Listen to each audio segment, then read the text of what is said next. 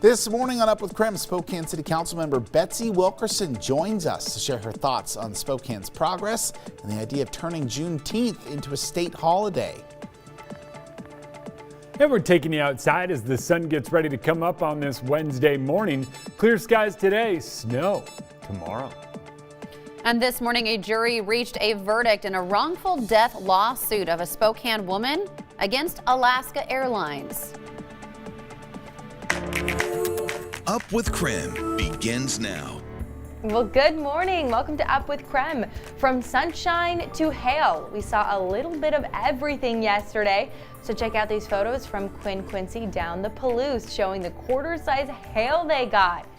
Jeremy, what is going on with that? I don't believe it. What? Sorry, Quinn. There's a lot going on in that photo. For starters, it kind of looks like there are smaller flakes, smaller bits of graupel around that one photo.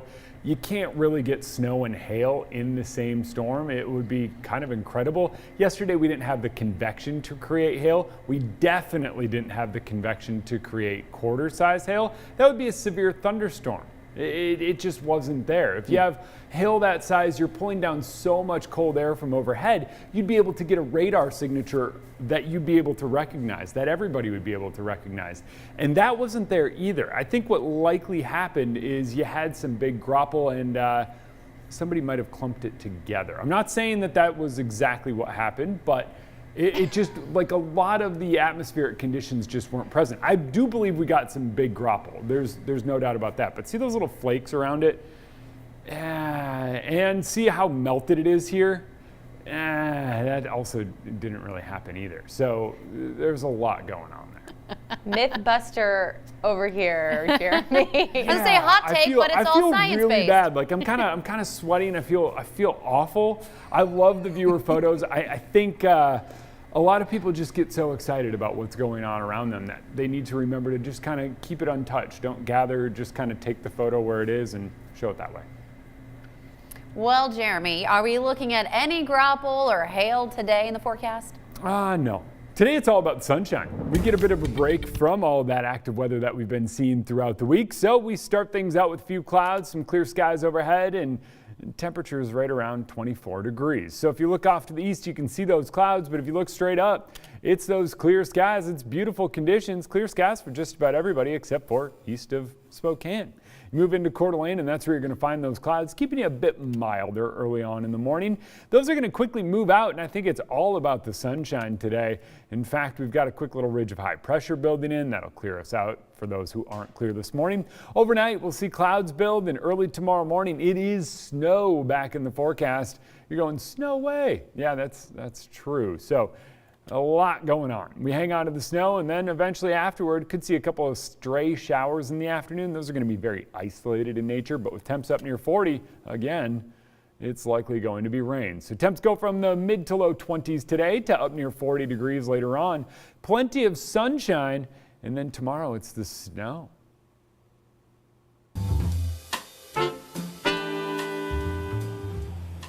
Every Wednesday on Up with KREM, we're celebrating Black History Month, and we're highlighting people from our Black community making a lasting impact. Now today we asked Spokane Councilwoman Betsy Wilkerson to join us here on Up with KREM. She is the second Black woman elected to the City Council. So Betsy, thanks for being with us again. Thank you for having me. Now, in an article in the Black Lens, you highlighted several people in our community that have changed Spokane for the better. Who's the one person that stands out most to you? I have to say Jim Chase, because I personally knew Jim Chase. His work around youth when I was young was what was inspiring. Little did I know at that time that he would go on to become our first Black mayor.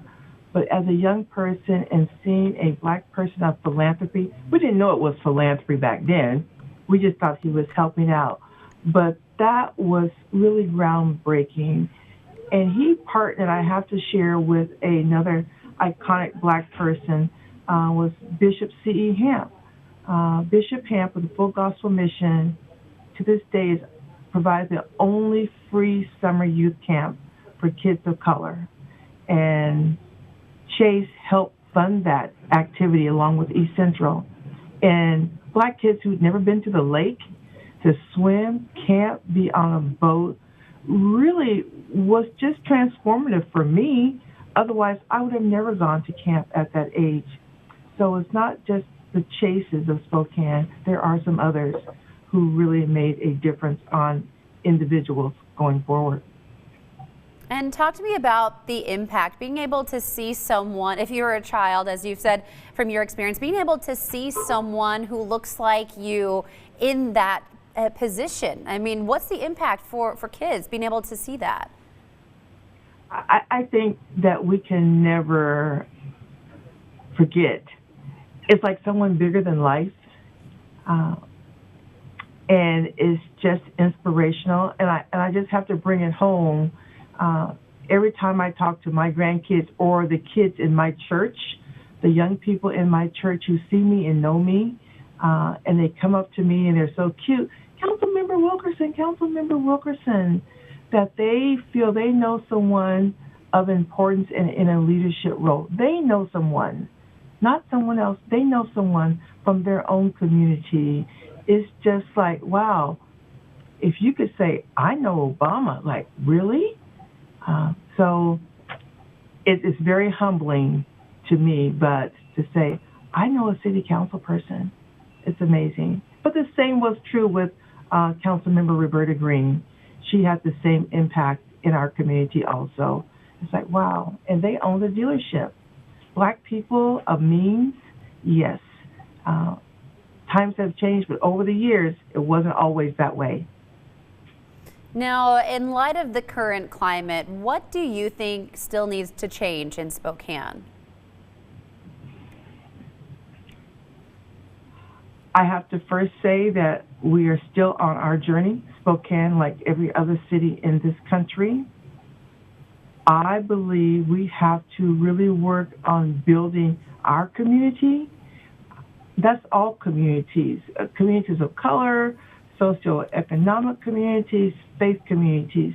The one thing I was challenged with when I came on council is the lack of relationships that I just took for granted that already existed. But relationships takes work, and you have to put yourself in a vulnerable space to reach out to others to hear their concerns, which really may say, hey, you're not doing it right.